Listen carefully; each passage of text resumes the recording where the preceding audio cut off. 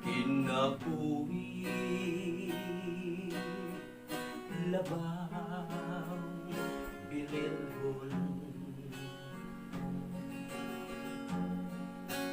kay sa Diyos kinigihatag ugi man kasubo o kasakit ang puson ko. Ako naminaw ug naghandulaw sa tawanan. Langit nagmatang ison sa kanunay. Way sama sa katamis ning kasing-kasing ko.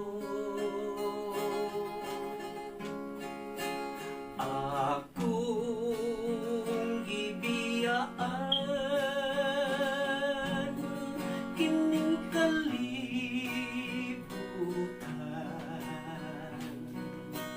kay langit maoy pangandoy ning kalago.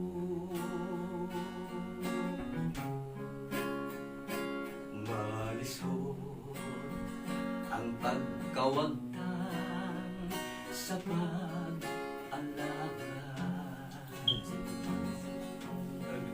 tungod sa hingpit kung paglaom mo balik siya.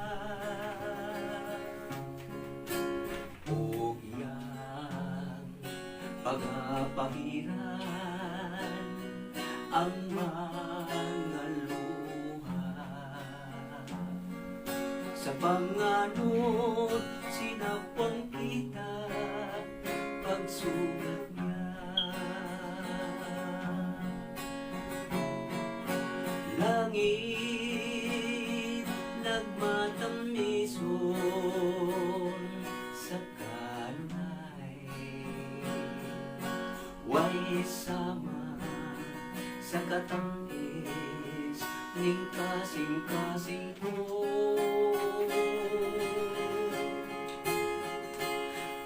Akong gibiyaan kining kalibutan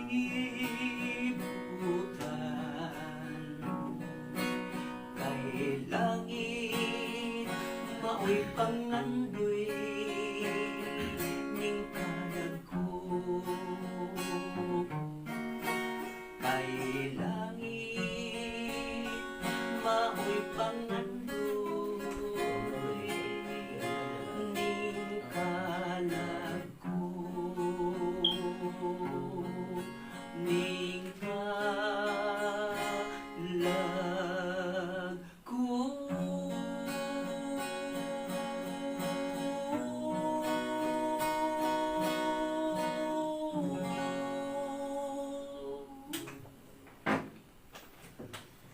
okay, kailangan salamat Brother Habagat pagka-anindot sa imong kanta na itungod akong biyaan ang kalibutan.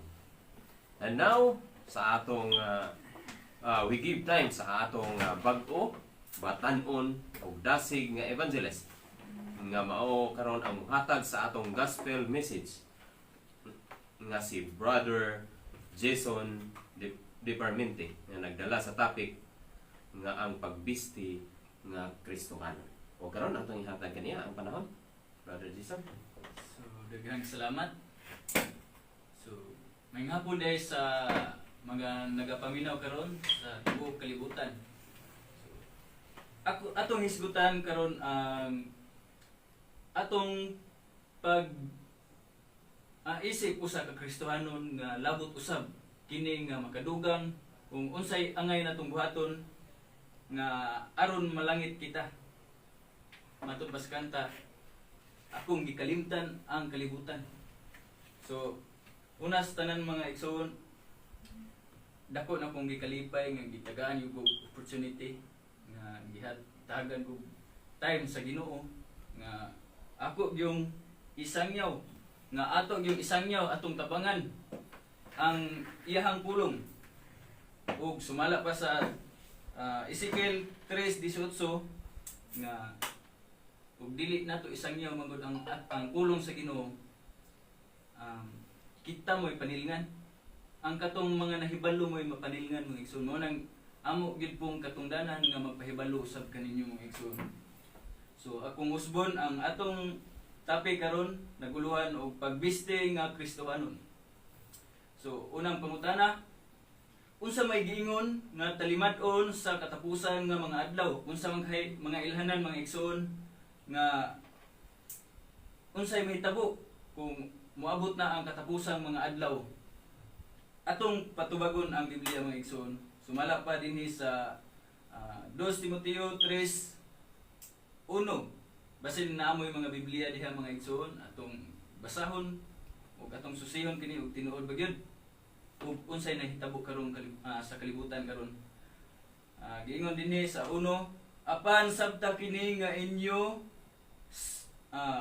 unya sa kaulahi ang mga adlaw nga manangabot ang mga panahon nga malisod.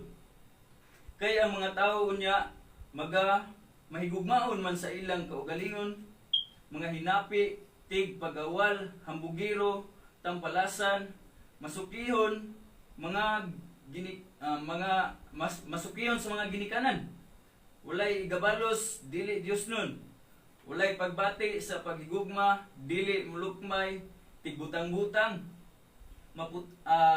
mapatuyangon, mabangis, dili mahigugmaon sa maayo, mabudhion, madali-dalion, tigpaburot, nga nagahigugma sa kalipayan inay sa Dios unta hinuon.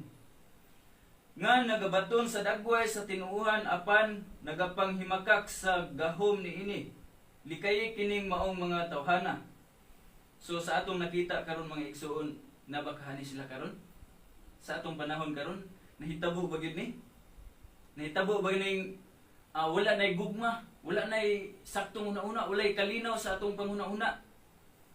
Siguro aron masayod ta mga igsoon, ato kining himatngunan unta mga igsoon nga nana data sa kaulahang panahon mga igsoon. Kay ang mga tao sa katapusan adlaw mga mahigugmaon sa kaugalingon, puno sa garbo mga igsoon. Wala nay gugma sa isig ka tawo. So mo nang unsa kay ato ang susihon mga igsoon ug unsa kahay hinungdan nganong garbuhon man mga tao karon. Sumala sa 4:6 sa Santiago, basig na mo Biblia, ato usab ning susihon mga igsoon. Santiago 4:6 nga nagingon, apan siya nagahatag og labi pa kadakong grasya, busa ginaingon pagasantaon sa Dios ang mga mapahitas-on. So unsa to'y buhaton sa Ginoo sa mga mapahitas-on mga igsoon? Iyahang santaon, iyahang badlongon, iyahang batukan. So mao na mga igsoon, bantayan ang tuning pagkamahipatas-on, mahipatas-on nga mga butang sa atong isig ka tawo. So sumala pa sa gingon, unsa pay lain nga pamaagi, unsa kay mga pamaagi nga mapahitas-on ang mga tawo. So atong susihon dinhi sa Isaias 3:17. unsa kani nga mga butanga mga igsoon no? Giingon man ko dinhi sa Isaias 3:16 sugod hantod sa 25. Labot pa si Jehova miingon tungod kay ang mga anak nga babaye sa Sion nga palabi-labihon ug manlakaw nga idubanan sa pinatikig nga mga liog ug mga mata nga malimbungon. Manlakaw og mga magkiay-kiay sa ilang paglakaw. So naa di gyapon mga igsoon no? Ug managpakpak sa ilang mga tiil. Tungod niini pagapanitan sa Ginoo ang alimpulo sa ulo sa mga anak nga babaye sa Sion. Ug hubuan ni Jehova ang ilang mga tinago nga mga dapit.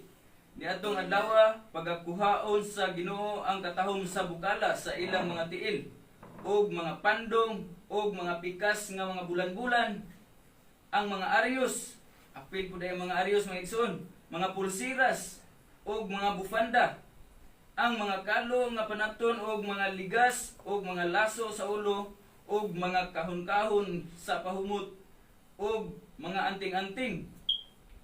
Ang mga singsing ug mga pahiya sa ilong, ang mga sapot nga igsusulob alang sa mga pista, ug ang mantilitas, ug ang mga panyulon ug mga puntil, ang mga salamin ug mga fino nga lino, ug ang mga turbante ug mga bilo, ug mahinabo nga sa kahumot muilis nga kabaho, ug sa bakos muilis ang usa ka pisi, ug sa buhok nga dasok muilis sa kaupaw, ug usa ka kupo muilis ang usa ka biste nga sako, ang paso muilis sa katahom. Ang imong mga tawo mga pukan pinaagi sa espada, ug ang imong mga tawo nga kusgan mga pukan sa gubat. Sumuna mga igsoon ato yung susihon kung basin diay og na apil pud tay aning nga lista dinhi mga igsoon nga ginadili gyud ini sa Ginoo. Masuko day ang Ginoo nato og mogamit ag mga inani nga mga butang nga sumala pa sa iyang giingon. Tungod kay ang mga anak nga babaye sa Sion mapalabi-labihon ug manlakaw.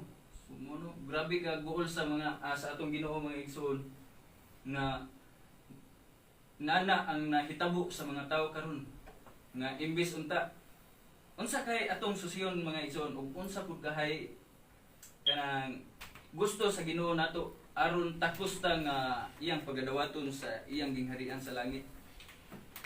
So mangutana ko ninyo mga igsoon, kumusta man ang ato ang pangbisti karon? So kanang atong dagway tinuod ba na? Kanang atong mga buhok tinuod pa ba na? Atong susiyon gyud mga igsoon kung unsay gusto sa atong Ginoo mga igsoon. Tungod kay gatuo man ta niya nga kinahanglan gyud tang mosunod sa iyang gusto. Nya ang pinakadakong pangutana mga igsoon, kana inyong banag asawa tinuod na. So mga igsoon, ato yung susiyon ang atong mga kaugalingon kung unsay gusto sa atong Ginoo. O sunod nga pangutana mga igsoon, unsay giingon sa Dios ni atong mga nagamit og mga dayan-dayan? So unsa kay giingon sa Dios? Ato kini makita sa Usias 2:13 nga nagaingon, og akong pagaduawon kaniya ang mga adlaw sa mga baal nga kanila nagsunog siya sa ansinsyo, sa diha nga siya gayod nagdayan-dayan ini sa iyang mga aryos ug sa mga bulawang hiyas ug miapa sa iyang mga hinigugma ug nalimot na kanako, miingon si Jehova. So usa dinhi ka butang mga igsoon nga makapahilam pahilimot sa atong Ginoo day mga igsoon nga mangandoy tag unsay mga design sa atong lawas nga sige tag ampo nga makakuha ta ana nya. Nalimot na hinunta sa itong Ginoo nga inay sa iyaha unta ta mo sandig sa mga butang nga atong pangayoon. O doon na pa'y pangutana mga igsoon, unsay gipaabot sa Dios nga igabiste, arita sa unsay angay nato nga buhaton o unsay ibiste nato. Unsay angay nga dawaton ta sa Ginoo kung unsay angay natong ibiste. Sumala pa dinhi sa unang Timoteo 2:9 hangtod sa 10 nga nagaingon, usab nga ang mga babaye magmaligdong o magbinuutan sa ilang pagkatahom, sa ilang kaugalingon pinaagi sa pagpamiste nga muugdang, dili pinaagi sa buhok nga sinalapid o sa bulawan o sa mga mutya o sa mga mahal nga sapot, kundili pinaagi sa mga maayong buhat, ingon nga maoy angay sa mga babaeng nagapadayag sa pagkadiyos nun. So mo to mga igsoon nga ang hangyo dahil sa atong Ginoo aron takos ta nga magaduol sa iya, magasampit sa ngalan.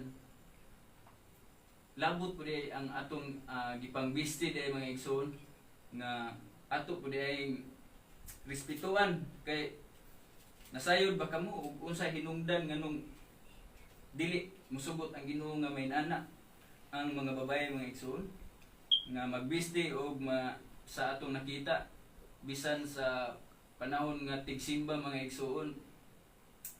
Ako usab isa gyud bubo ka Katoliko sa una nga mao magigi mathan ako nya kita ko nga ang mga tao musimba okay man ang pagsimba pero anang kini lang pagbiste ba nga nakoy makita usahay nga usahay mao na lang poy mahimong purpose nato nga musimba pud ta kay tungod kay lagmi kay sila lang taon pero dili day maayo day mga igsoon, dili day maayo nga samot na kay simbahan ang atong gidulngan nya unsa pa may giingon diha ka mga igsoon, unsa pa may gusto sa Ginoo napud siya giingon dinhi sa unang Pedro 3:3 giingon dinhi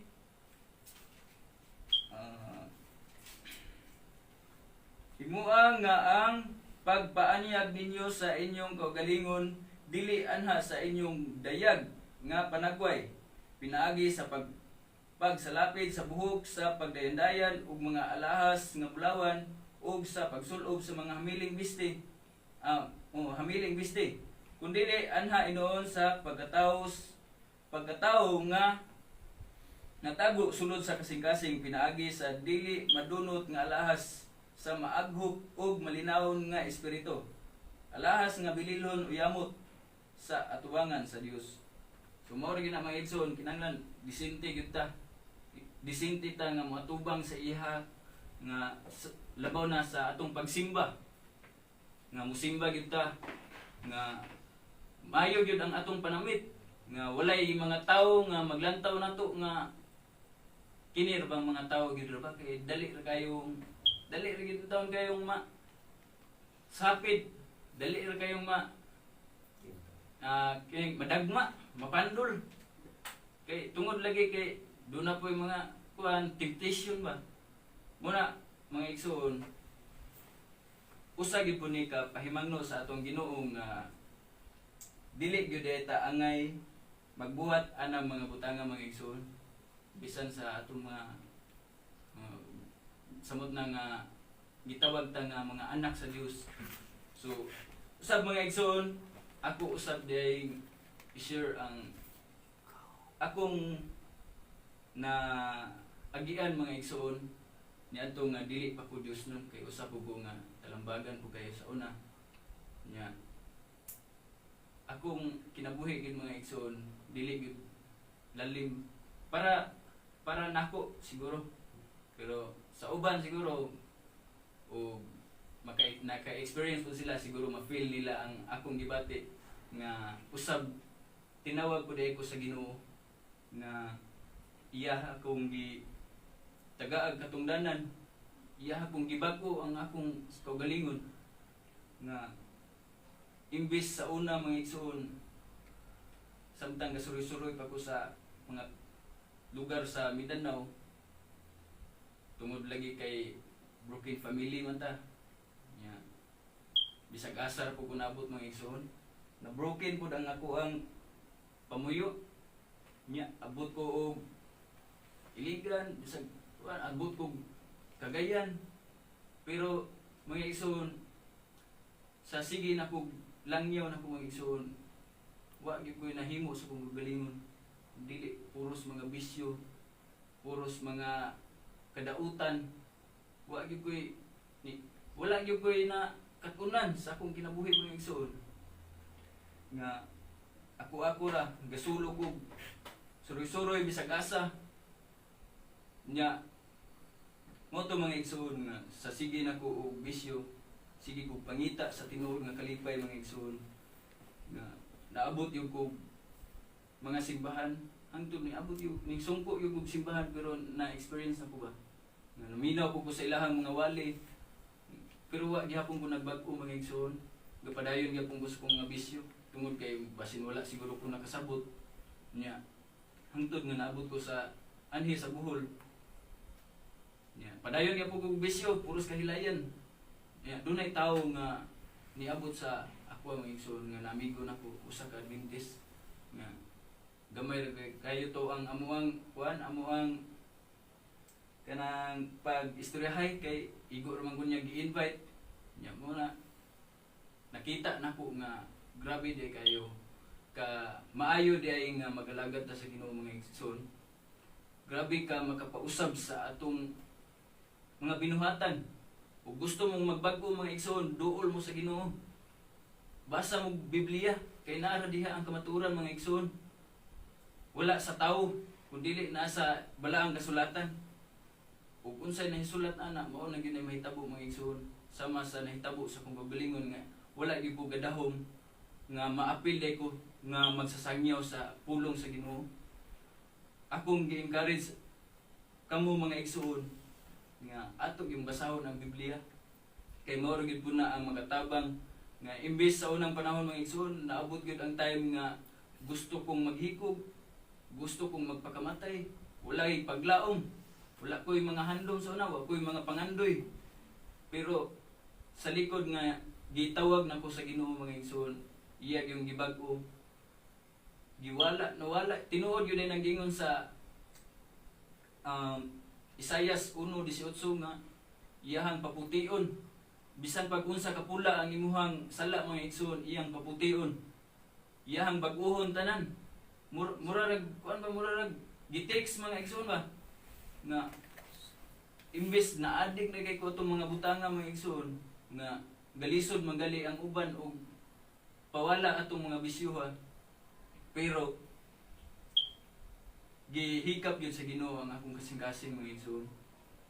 Nawala yun nga naabot pa kaya ang time grabe kay ka kutawanan mga igsoon ba nga nagsamtang gabasa kong Bible daghan akong nabasa pero wa pagyud kay kun ingon nga nabago atong hitabua nya gasigi gyud pug tungab-tungab og rehearse pero dito na ko nakaamgo de mga igsoon nga nakabasa ko og kanang hasta de ang mga palahubog di de malangit nya mao to nga una-una ko nga tay gainom-inom ra ba ko nya nakulbaan ko munang kulba gyud kay mga igsoon og mobasa kag Biblia kay usa yun ang makapabago sa imuhang kaugalingon. Murang kamong mga napay mga bisyo karon nga gustong magbago, basa gali mo Biblia mga igsoon. Kay mao ra gyud na ang makapabago sa tuwa. Ug maminaw ta sa pulong sa Ginoo, iyahag tang ilikay anang mga butanga mga igsoon. Sumala pa sa akong na sinatian, grabe imbes wala gyud ko ga-expect nga maapil po dai ko ani nga programa na first time gyud nako nga naka-istorya og radio station mga igsoon. Ug hinaot katong mga pulunga mga igsoon makatabang to nato bisan sa atong pagpangalagad sa atong Ginoo. Ug mura gyud ato ra gyud dawaton ug unsay mga katambagan sa Ginoo ato ra gyud siyang susihon kay tungod kay bisan sa kadaghan nga akong na sudlan nga mga relihiyon sa una mga igsoon, dinhi gyud ko nakasabot nga sige kog basa sa Biblia kay sa una kidi ko tigbasa mo gayo nya karon nga sige na kog basa nasabtan ra gyud nako kadugayan nya na timbang-timbang pod ug unsay sakto unsa way angay sundon kay giingon man gud diha pinaka the best gyud nako nga verse mga igsoon nga akong na sinatian sa giingon ra gyud anang Juan 14:15 nga if you love me keep my commandments muna ug mahigugma gyud ta mga igsoon sa Ginoo ato gyud siyang tumanon ang iyang mga sugo kay giingon man gud sa City 21 sa Mateo nga ang makasulod sa gingarian sa langit katuro man yung gatuman sa iyang kabubuton sa amahan. So ato gyud tumanon mga igsoon. So nining kahaponon mga igsoon bisan dili kayo tas ang ako ang mensahe hinaot nga makatabang puto makatabang sa atong pagpangalagad sa Ginoo o maayong hapon kanatong tanan. Okay, daghang salamat Brother Jason sa paghatag kanimo sa mga punto na itungod sa pagbiste nga Kristohanon ug karon maog yun ay simbolo ang imong kagalingon tungod kay ikaw nagbiste nga Kristohanon na karon.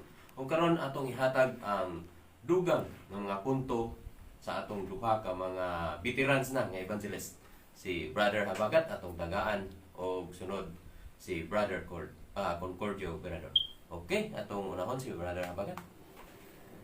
Okay, daghang salamat sa atong tigpela, Brother Dundon Elisiado ni ini nga kahapon. Okay mga igsoon, mao to ang gisaysay sa lagad sa Dios ni ini nga kahaponon may tungod sa pagbiste nga Kristohan. Abi ninyo mga kaigsunan, mga kapamilya, ang Dios na asiyay gisugo ni Moises. Unsa may gisugo ni Moises mga kapamilya? Ni ang iyang gisugo. Matod pa niya. Og Jehova miingon kang Moises, ipamulong mo sa mga anak sa Israel. Kamu mao ang akong katawhan. Ingon pa sa Dios, ipamulong mo Moises didto sa Israel. Didto sa mga katawhan na kamo akong mga katawhan. Unsa may giingon sa Ginoo nga mga maggahig liog.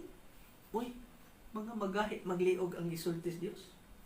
Kung musa ka ako sa makadiyo. Sa to pamuduol siya ba? Mukonsulta sa makadiyo. Nag-ingon siya, pag-ut-uton ko ikaw. Kuyawa ni pagkasultiha sa gisulti ni Yuba ngadto sa Dios. Mauni ang giingon. Busa aron dili ta ut-uton sa Ginoo, nag-ingon, busa tangtanga karon dayon ang imong mga dayan-dayan. Kay kung dili di ay nato tangtangon ang atong mga dayan-dayan, mga kapamilya ug mga kapaglaom sumala sa gisulti sa Dios, pagkaut-uton tas Ginoo.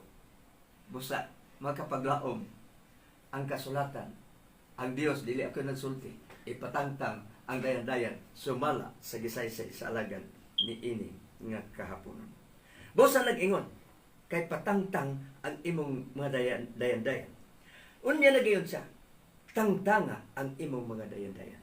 Gikan kanimo, kay ako mahibalo sa akong pagabuhaton kanimo.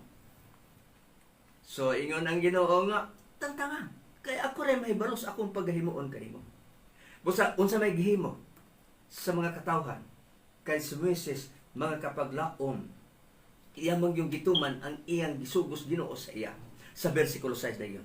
Og ang mga anak sa Israel, na nagpanangtang sa ilang mga dayan-dayan, sukad sa bukid sa Horeb, ngadto sa unahan. Sumauna ang gisulti mga kapaglaom ug mga kapamilya. Ang gisulti sa balaan nga kasulatan, ingon siya kay si Moises mga kapaglaom ang gisugo sa Ginoo, iya gayong gituman, iyang gisultihan. Bosa sa dihang iyang gisultihan sa bersikulo 6 nag-ingon, og ang mga anak sa Israel na nagpanangtang sa ilang mga dayan-dayan, sukad sa bukid sa Horeb, hangtod sa unahan. So mo nang gisulti magkapaglaom magkapamilya. Ang pangutana magkapaglaom, no? Unsa maning dayan-dayan nga ilang gipatangtang sa Ginoo nila. Kung atong tan-awon ang Jeremias 4 versikulo 13 nagingon, o ikaw sa diha nga ikaw mahimong biniyaan, unsa bay imong buhaton? Bisan ikaw magadayan-dayan og dayan-dayan nga bulawan. Ay bulawan di ay mga kapaglao mga pamilya ang ilang gidayan-dayan nga ipatangtang sa Dios. Bisan pa bulitong mo ang imong mga mata sa pintal, kawang lamang ang imong pagpaanyag sa imong kaugalingon. Sa ato pa, bisan pagbulitong og pintal, gisayunan ka ba ng istorya, ha? Di ba? Ang Diyos ba nagsulti ni makapaglao, magkapamilya, ha?